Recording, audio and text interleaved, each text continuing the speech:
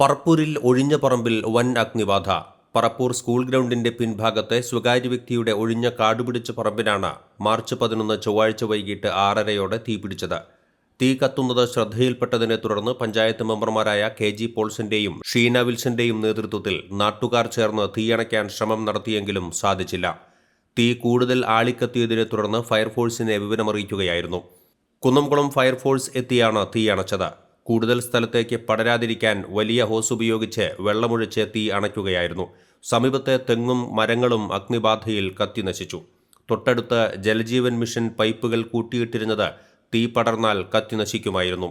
എന്നാൽ ഫയർഫോഴ്സിന്റെയും നാട്ടുകാരുടെയും പരിശ്രമം കൂടുതൽ അത്യാഹിതങ്ങൾ ഒഴിവാക്കാൻ സഹായിച്ചു. അന്നേ ദിവസം തന്നെ ഉച്ചയ്ക്ക് 1 മണിക്ക് കല്ലോടിപ്പാടത്തും തീ പടർന്ന് ഭീതിയുളവാക്കിയിരുന്നു. തൃശൂർ ഫയർഫോഴ്സ് എത്തി 4 മണിക്കൂറോളം പരിശ്രമിച്ചാണ് തീ അണയ്ക്കാനായത്.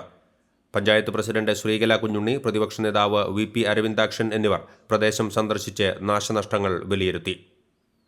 ATK news, Parappur.